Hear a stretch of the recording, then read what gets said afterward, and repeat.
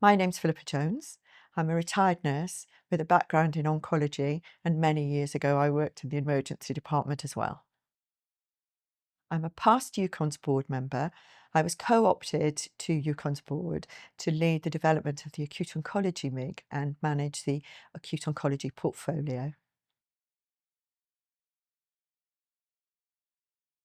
The 24-hour triage tool that I led the development of is what it says on the tin, really. It is a triage tool that's used to assess patients who contact our 24-hour advice lines.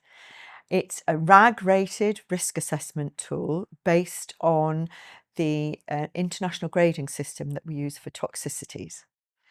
It ensures that we recognise when patients need to attend for face-to-face assessment and may need to progress to urgent and emergency care.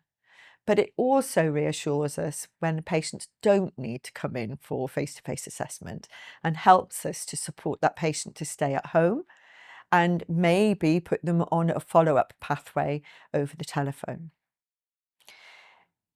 Assessing somebody over the telephone has inherent risks that we sometimes fail to recognise.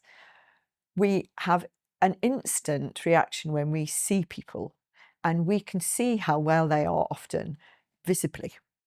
And we don't have that when we look after people on the telephone, over the telephone, when we assess them. So we really need that extra level of caution, and we need a specialist triage tool and algorithm that will help us keep those patients safe and actually keep us safe as professionals, help us to make the right decision, and help us to feel confident in what we're doing and what we're advising. The triage tool has led to other developments, and we now have it in place in the Cancer Research UK patient diary. So it's a patient-held assessment tool, self-assessment. We've got a primary care triage tool, and it's also led on to the acute oncology initial management guidelines. The triage tool is now used internationally and has been translated into a number of languages and has just had its third review. It was launched in 2010, and even on the third review, we've made some changes, but not significant changes. The actual basis of the tool remains constant as it was when we launched it in 2010.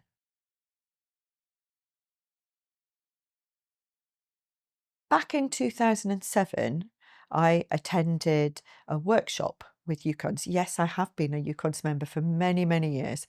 And I attended a workshop with UKONS when they launched the chemotherapy forum.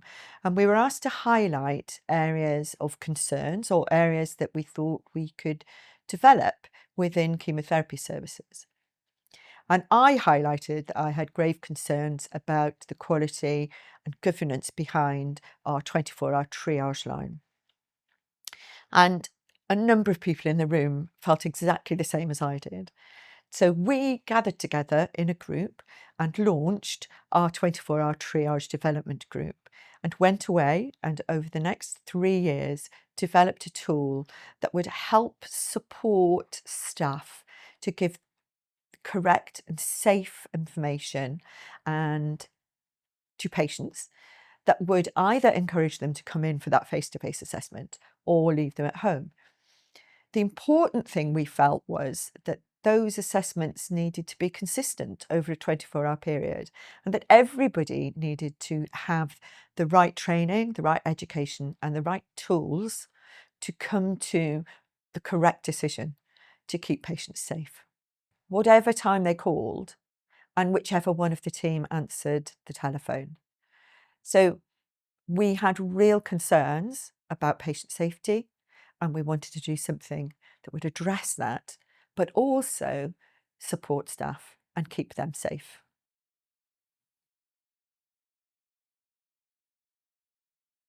The collaborative work was really, really impressive, and the enthusiasm we had amongst the chemotherapy workforce to develop the tool and how eager they were to pilot the tool for us. We had 26 pilot sites across the UK, and more people actually wanted to pilot it as well. So we knew that we had really hit the right note with what we wanted to develop. The pilot was very successful. Nobody dropped out. Everybody submitted data. So that worked really well. We had great support from UKONS, as I've said. UKONS, to have something supported by UKONS, that, you know, UKONS is such a respected organisation, and to have that badge and that power behind you is really impressive.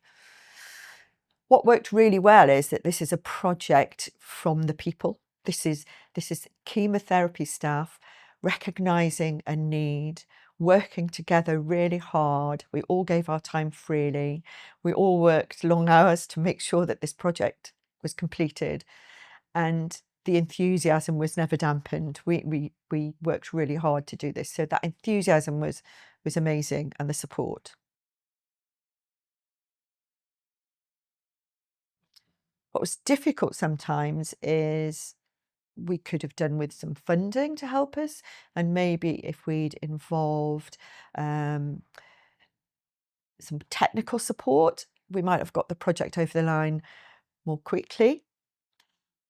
And what I have discovered is that you will sometimes come up against obstacles. You will come up against people who think that you can't do this, or this is not the right thing to be doing. And I would encourage people not to be daunted. There are ways around those obstacles, and you just have to be persistent, really, and determined if you know it's the right thing to do. I would say that it would be difficult. It would have been difficult to do on my own, really difficult. And the support in numbers is really important. And that was really helpful.